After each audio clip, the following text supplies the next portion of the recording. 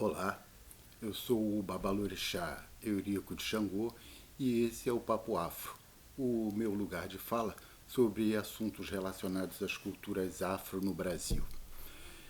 Hoje eu vou falar de um assunto bastante polêmico, que é o sacrifício de animais. Mas antes de falar sobre sacrifício de animais, nós temos que viajar no tempo até o final do século XVII, século XVIII, mais ou menos, tempo do finalzinho do Brasil colônia para Brasil Império.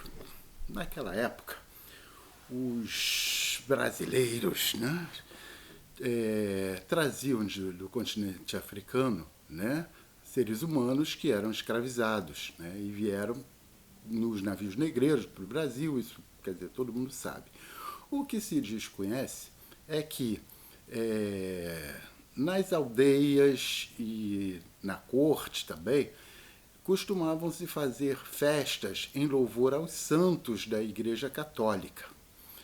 E nessas quermesses, nessas festas, havia muita comida, muita bebida, né? E essas comidas, obviamente, eram preparadas pelas mucamas, né? Na cozinha, na casa grande.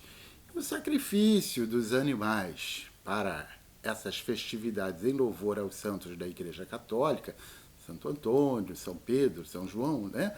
O sacrifício desses animais ocorria dentro das senzalas e era efetuado pelos escravos, né?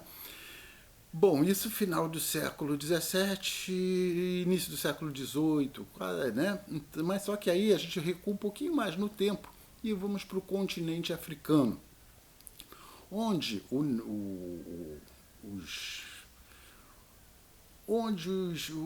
naquela época os seres lá, os homens, os humanos na África, né, não estavam no topo da cadeia alimentar, né?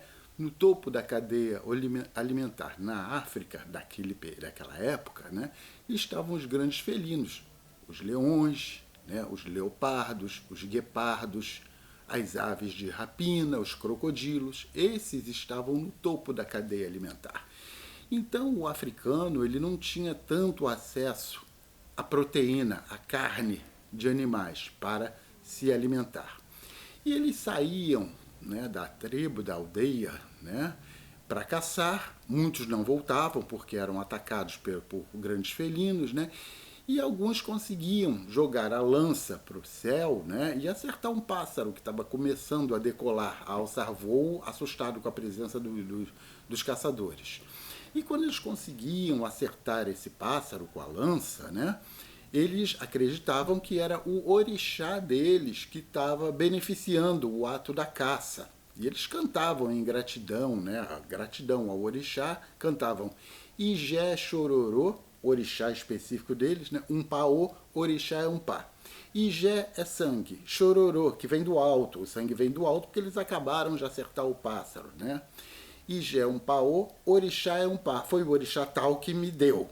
Okay? Então ele era muito grato, o caçador africano era muito grato porque acreditava que o orixá deles propiciou o fato dele conseguir caçar o pássaro ou seja lá o animal que for e levar para a tribo sem ser atacado por um felino de grande porte, né? Estamos falando da savana africana.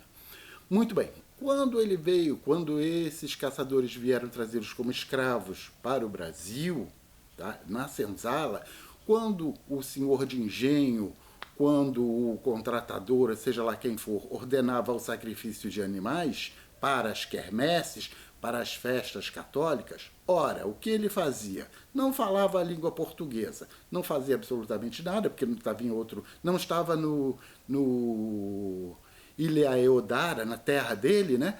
Então ele professava o ritual que ele fazia lá, ou seja, imolava o animal para as festas religiosas cristãs, mas fazia o cântico dele ritualístico, porque para o africano, para o caçador africano, o ato da caça é uma coisa sagrada, não é?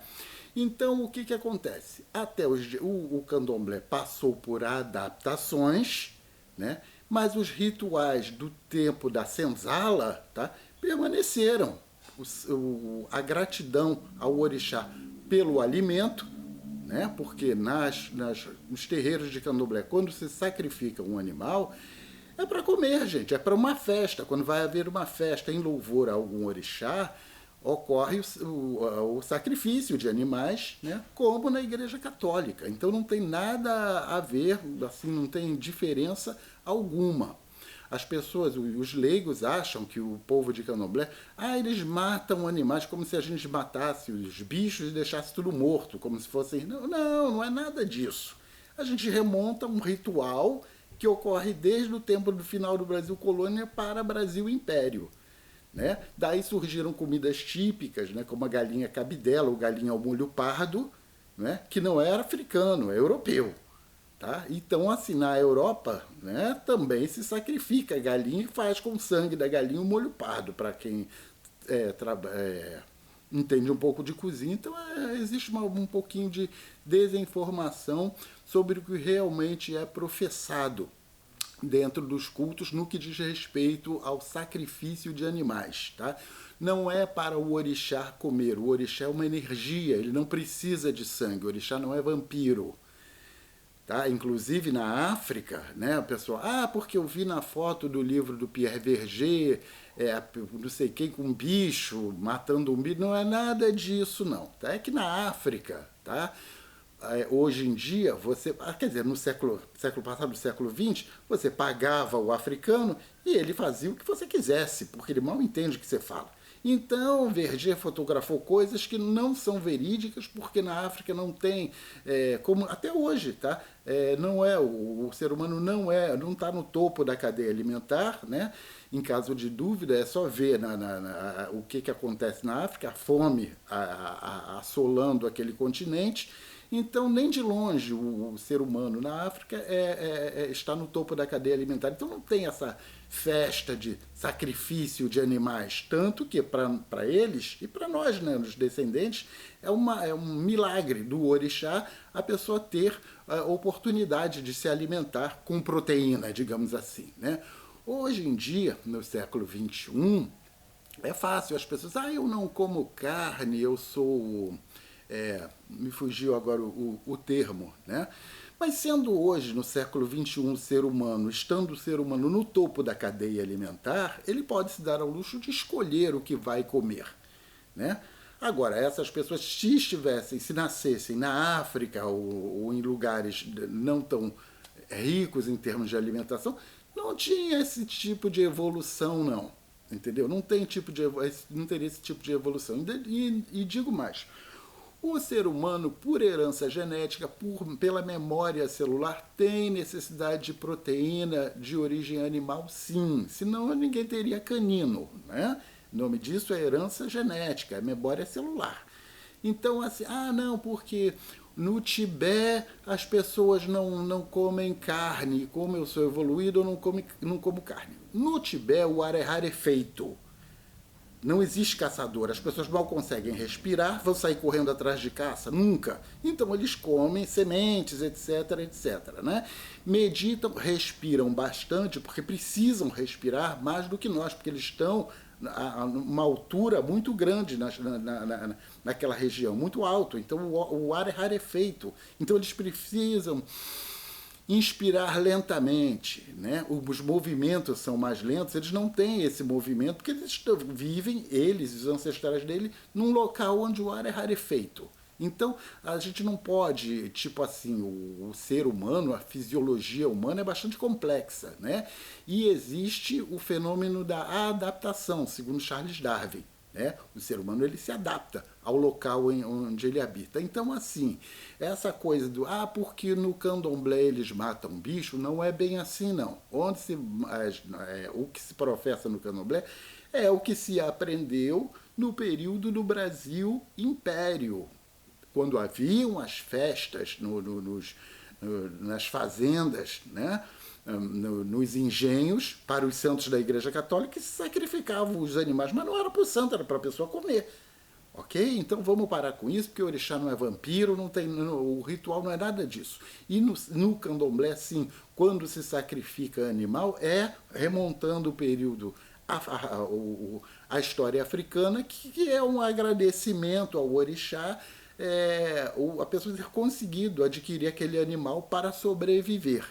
Né? E não é nada desse negócio, que o orixá não precisa de sacrifício de animal nenhum, até porque ele é o culto à vida. Se pratica por causa de questões normativas. Não vou entrar nesse aspecto, né? Na internet, que eu não cheguei a esse grau de insanidade, mas precisa ficar bem claro isso, ok? O orixá, como a gente cultua a natureza, né? Qualquer forma de vida, qualquer mãe ensina o filhote, o bebê, a sobreviver. Né? É a mesma coisa o orixá, ele ensina a arte da caça para sobreviver, para sobrevivência. Ele não quer sangue, ele não quer carne, ele não quer absolutamente nada. Nós ofertamos funções vitais da caça, que não podem ser ingeridas, ofertamos em agradecimento ao orixá, sim, mas esse sacrifício é para alimentação. Tá? E quem não é, quer dizer, quem é vegano e é do candomblé pode se dar ao luxo de não comer aquela carne, mas aquela carne é utilizada, aquele sacrifício daquele animal, é única e exclusivamente para festas. Tá? Não é para comer, não é para nada, cortou lá o bicho lá e deixou o bicho morto lá. Isso não existe, isso é folclore. Ok? Se você tiver alguma dúvida a respeito do que a gente conversou agora, tá? Você pode fazer contato aqui mesmo. Fugiu. Assim, né? Esse é o Afropapo, a ciência fazendo as pazes com a religião.